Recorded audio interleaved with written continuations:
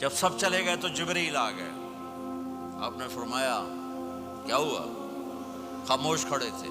کہ موت کا فرشتہ دروازے پر ہے، اندر آنے کی اجازت چاہتا ہے. اپنے نبی کا مقام دیکھو، موت بھی پوچھ کے آتی ہے. آپ نے کہا آ جائے.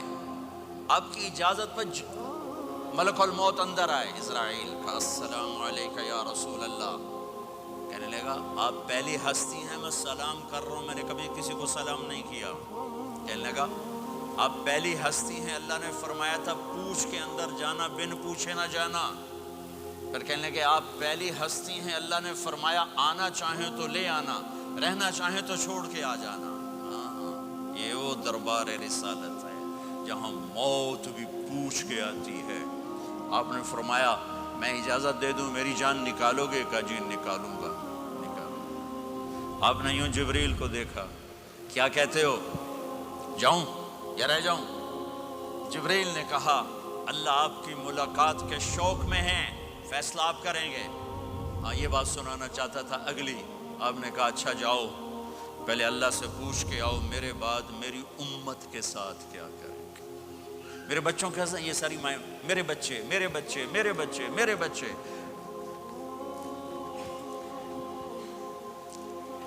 میرے نبی کو تو پتا تھا کہ یہ تڑپ تڑپ کے ایک زہر میں جائے گا اور ایک کا سر کٹ کے نیزے پہ چڑھے گا.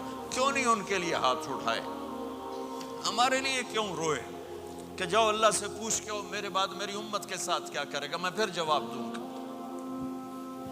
جبریل واپس گئے، موت کا فرشتہ کھڑا ہوا ہے. جواب آیا یا رسول اللہ آپ کا رب کہہ رہے ہیں آپ کی امت کو تنہا نہیں چھوڑوں گا.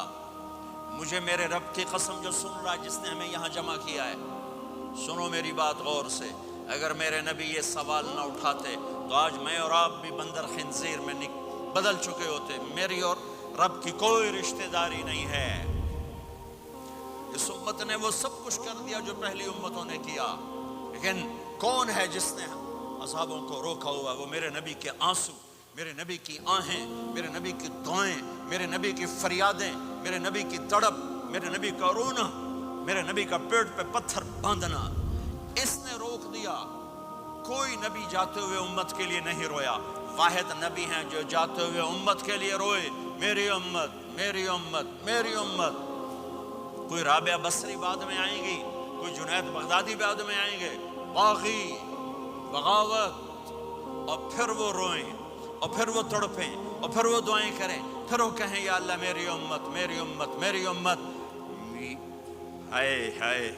اور جب اجازت دے دی ملک الموت کو کہ جاؤ اللہ کی تقدیر کو پورا کرو، تو پھر بھی امت کو سبق دیا، اے میری امت الصلاۃ وما ملکت ایمانکم. ایک نماز نہ چھوڑنا، ایک میری امت کے کمزور لوگوں پہ رحم کرنا. نماز نہ چھوڑنا، کمزوروں پہ رحم کرنا. نماز نہ چھوڑنا، کمزوروں پہ رحم کرنا. کتنی امت نمازی ہے، کتنے ہیں جو اپنے دولت اللہ دے دے تو اللہ کو یاد رکھتے ہیں اور کمزور کے ساتھ انسانیت والا سلوک کرتے ہیں. جاتے ہوئے امت کو یاد کیا. اور پھر قیامت کا سب سے خوفناک مرحلہ جب اللہ کہے گا جہنم کو لاؤ، وَأُزْلِفَتِ الْجَنَّةُ لِلْمُتَّقِينَ، جنت کو لاؤ، وَبُرِّزَ الْجَحِيمُ لِلْغَاوِينَ، جہنم کو لاؤ، وَنَضَعُ الْمَوَازِينَ الْقِسْطَ، ترازو کو لاؤ، وَإِن مِّنكُمْ إِلَّا وَارِدُهَا، جہنم کے اوپر پل بچھاؤ، وَإِن كَانَ مِثْقَالَ حَبَّةٍ مِّن خَرْدَلٍ أَتَيْنَا بِهَا وَكَفَى بِنَا حَاسِبِينَ. آج ایک رائی کے دانے کے برابر بھی کچھ ہے تو تیرا رب تجھے تول کے دکھا دے گا.